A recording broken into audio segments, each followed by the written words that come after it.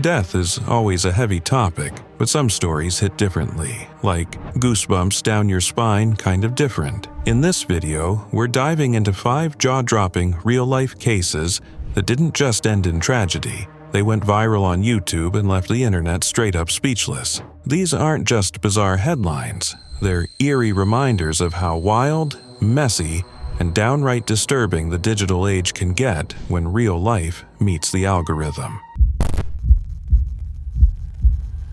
September 4th, 2006 started out like just another wild adventure for Steve Irwin, the larger-than-life, khaki-wearing, croc-wrangling Aussie legend known to the world as the Crocodile Hunter. The guy had more energy than a double-shot espresso and a passion for wildlife so contagious, even snakes seemed to smile at him. That day, Steve was off the coast of Queensland, Australia, filming a new documentary called Ocean's Deadliest. Sounds intense, classic Steve. They were out in the Great Barrier Reef, which, let's be honest, is basically nature's version of Times Square, full of creatures, colors, and the occasional toothy guest star. Steve and his crew were hoping to find a tiger shark to film, but Mother Nature was clearly on a coffee break, and the shark was a no-show. So they pivoted. Enter the stingray, a chill, pancake-shaped sea creature just vibing on the ocean floor. The plan? Get footage of Steve gracefully swimming alongside it. No drama, just Man and Ray sharing the spotlight. But as fate would have it, the day took a tragic turn. While snorkeling in shallow waters, Steve got a little too close. Stingrays are usually pretty laid back, but like anyone woken from a nap, they can freak out if startled. According to Justin Lyons, the cameraman, this particular stingray got spooked and jabbed Steve in the chest with its barb, sharp, nearly 10 inches long. It struck him right in the heart. At first, no one realized how serious it was, but then blood filled the water and panic hit. The crew scrambled to pull Steve onto their boat. He was conscious for a moment, but it was clear this was bad. They performed CPR like mad while racing back to land, praying for a miracle, but it wasn't enough. Steve Irwin died that day at just 44 years old. The news hit like a sucker punch to the world's collective gut. How could Steve Irwin, the man who literally put crocodile wrestling on our weekend watch list, be taken out by a stingray, an animal that most people associated with peaceful aquariums and relaxing snorkel trips? The world mourned. His family, wife Terry and kids Bindi and Robert, were devastated. Terry later shared how Steve often talked about the fragility of life, not in a gloomy way, but his motivation to live every second to the fullest. And man, did he ever. He packed more adventure into his years than most people could manage in 5 lifetimes. The Australian government offered a state funeral, but the Irwin family chose a private farewell. Meanwhile, fans flooded the Australia Zoo, Steve's home turf, leaving flowers, letters, and enough khaki-colored gear to outfit a small army. The zoo, still run by Terry, Bindi, and Robert, remains a hub for wildlife education and conservation, exactly what Steve would have wanted. And Steve's legacy, it's still kicking. His Wildlife Warriors Foundation continues fighting the good fight for endangered species. Bindi has become a conservationist and TV personality in her own right, and Robert's following in Dad's footsteps. Charming animals and audiences alike with his Irwin genes and goofy enthusiasm. Even science gave Steve a nod when a tree snail was named Crikey Steverweenie in 2009, and Hollywood finally got the memo in 2017 with a posthumous star on the Walk of Fame. Though he's been gone nearly 2 decades, Steve Irwin's spirit is still out there, swinging from trees, wrestling gators and whispering "Crikey" every time someone dares to care about the wild world. December 31st, 2017 was supposed to be just another over-the-top vlog day for Logan Paul, the bleach-blonde, energy drink-fueled YouTuber with a camera glued to his hand and a subscriber count that could fill a football stadium. Known for his wild antics, questionable pranks, and volume levels that rarely dropped below scream, Logan had taken his content circus to Japan, a trip he dubbed the Tokyo Adventures. And let's just say, it did not end well. That day, Logan and his crew decided to visit Aokigahara Forest, also known as the Suicide Forest, a hauntingly beautiful patch of greenery near Mt. Fuji with a tragic reputation. Now, most folks hear suicide forest and think, maybe let's not film there for views. But Logan, being Logan, probably saw it as the perfect setting for some spooky B-roll and maybe a few jump scares. Classic internet logic. So, off they went, decked out in neon green alien hats and nerves of steel, joking and laughing like they were on their way to an amusement park instead of one of the most somber places in Japan. They entered the forest, cracking jokes, giggling, and treating it like a haunted house walkthrough. But then, they stumbled upon something they weren't ready for, something very real. They found a body. A man who had tragically taken his own life hung from a tree just off the path. And in that moment, Logan Paul, eyes wide, camera rolling, made a decision that would haunt him for years. He kept filming. Not just filming, but zooming in, reacting, and even laughing nervously in a way that made the viewers everywhere collectively cringe so hard their souls left their bodies. When the video went live on YouTube, it exploded.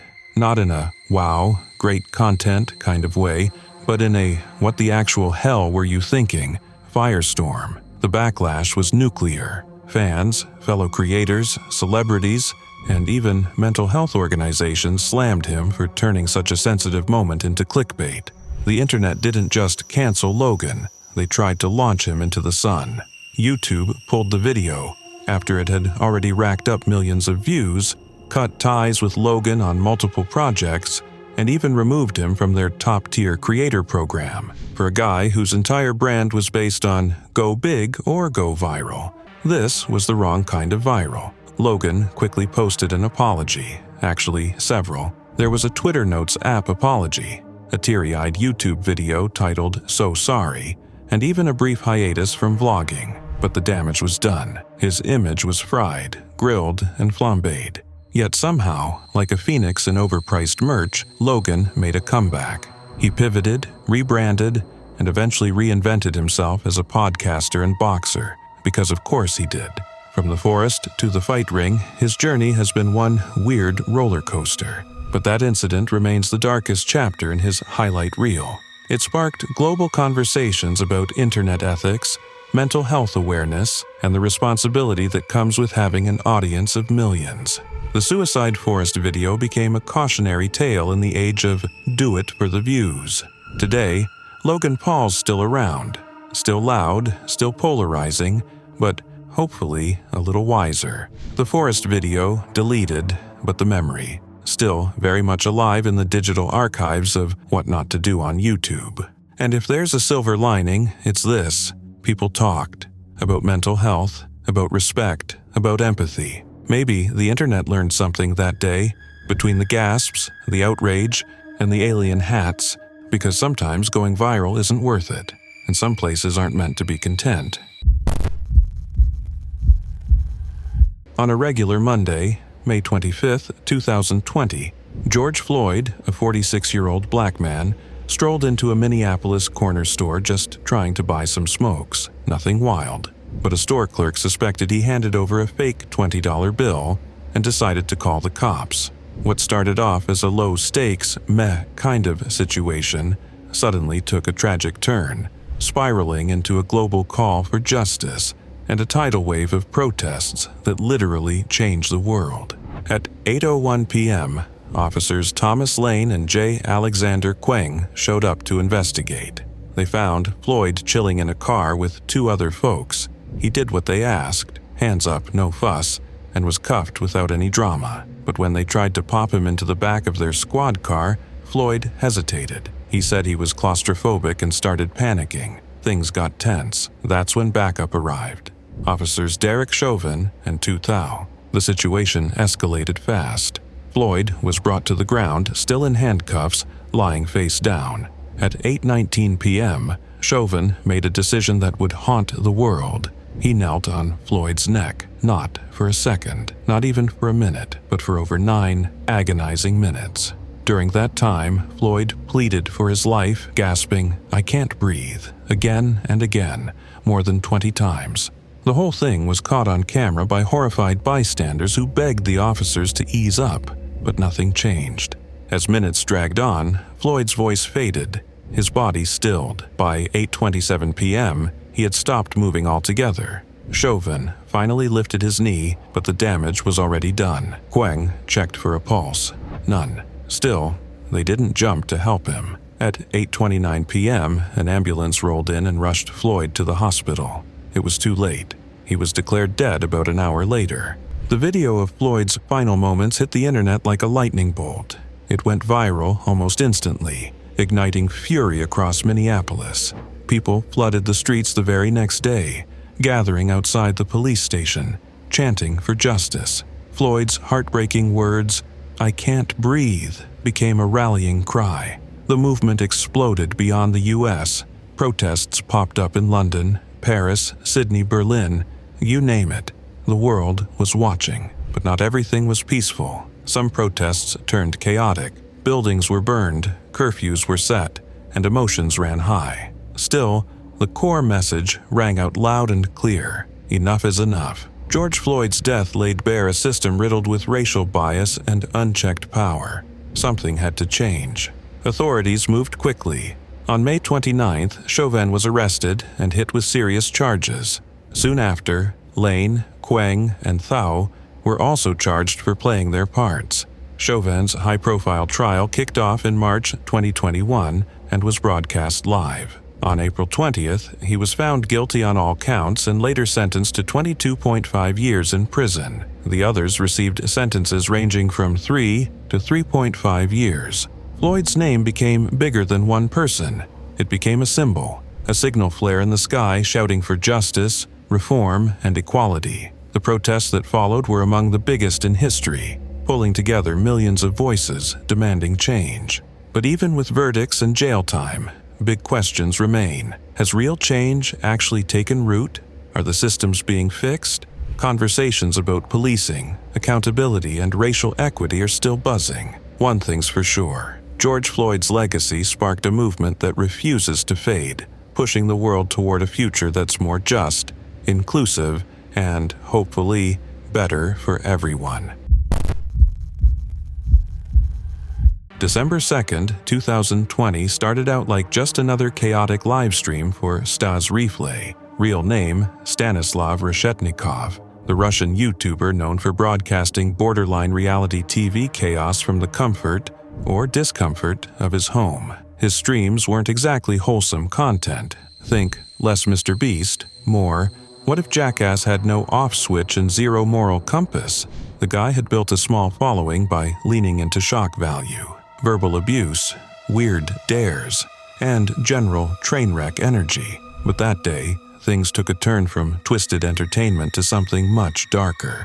Something that left viewers horrified and the internet asking how it ever got this far. It all went down live, in real time, in front of an audience. Stas was streaming from his house near Moscow, where he lived with his girlfriend Valentina Grigorieva. Now, live with might be a bit generous. Their relationship was rocky at best, and the streams often showed him verbally berating her for views. But this time, the cruelty escalated. During the stream, one of his viewers allegedly dared him, via a donation, to douse Valentina with cold water and force her outside in just her underwear. And he did it. No hesitation, no second thoughts. He locked her out onto the balcony in the freezing Russian winter like it was part of some twisted game show. At first, he laughed it off, like it was just another outrageous challenge. But as time ticked by, the vibe shifted. Eventually, when he brought her back inside, she wasn't moving. Her skin was pale, lifeless. The stream kept rolling, and the viewers watched in disbelief as Stays went from smug to panicked, poking at her, calling her name, then crying and begging for her to wake up. Paramedics were called, but it was too late. Valentina had died of hypothermia, right there on camera, in front of hundreds of viewers. The aftermath was as ugly as the incident itself. Clips of the stream went viral, sparking outrage from every corner of the internet.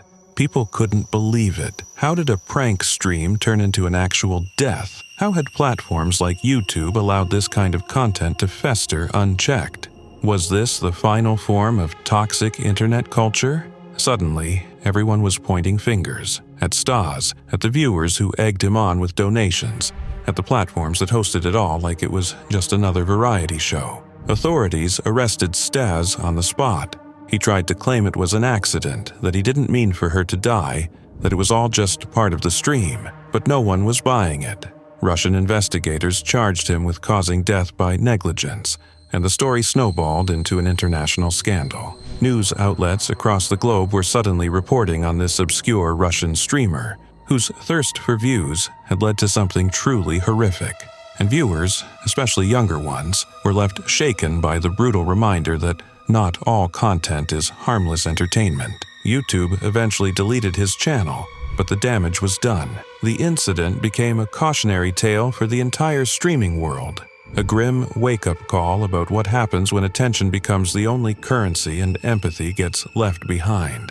It also reignited conversations about the dark side of live streaming, the lack of oversight, the pressure to go bigger, wilder, and more extreme for tips and clicks, and the dangerous blurring of real life and internet performance. Valentina's death wasn't just a tragic accident. It was the result of an environment where cruelty had become normalized, encouraged, even monetized.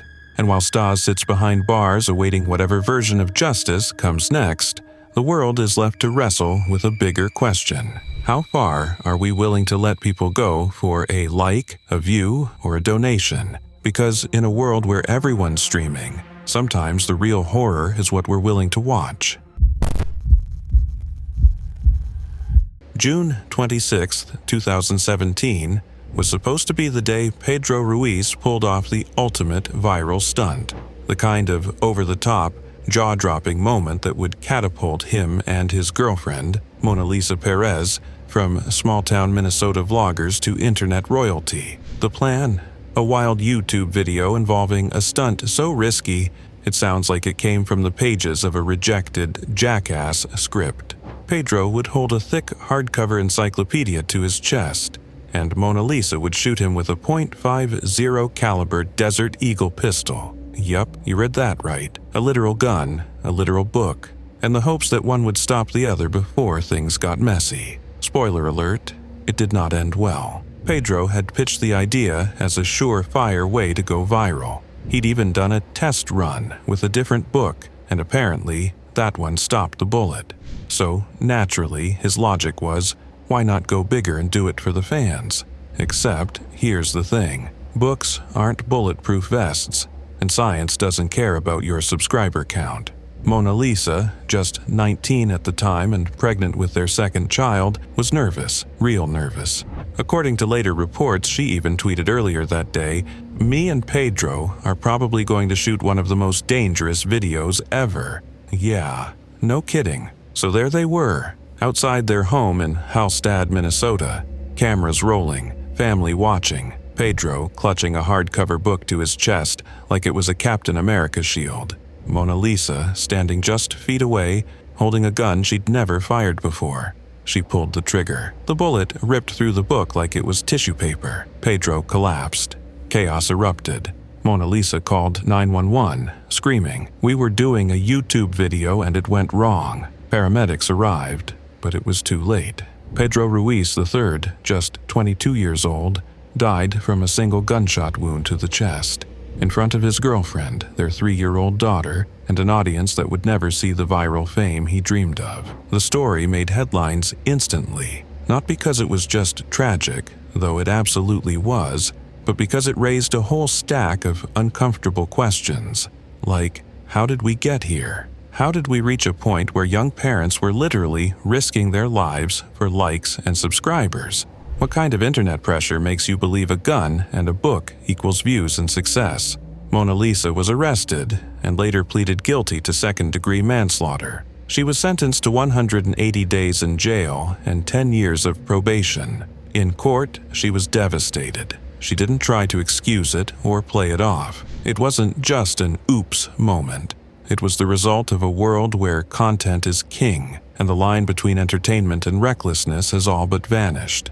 The couple had been building a modest following on YouTube, sharing pranks and family life with big dreams of going viral. But Pedro wanted to go bigger, faster. His aunt later revealed he'd been obsessed with making it big online and thought this was the key. He believed in the stunt. He believed the book would save him. He was wrong. In the aftermath, their video never got posted, thankfully, but the incident became a haunting symbol of internet desperation. This wasn't a dare gone wrong. It was a dream gone deadly. A reminder that going viral can come with very real, very permanent consequences. Now, years later, the story still echoes across the web like a ghost of what not to do. Mona Lisa has tried to move forward, raising their children with a heavy heart and a story she'll carry forever. And the internet? Well, it keeps scrolling, keeps clicking, but somewhere in that endless feed of stunts and pranks, the tale of Mona Lisa and Pedro stands out, raw, tragic, and painfully real.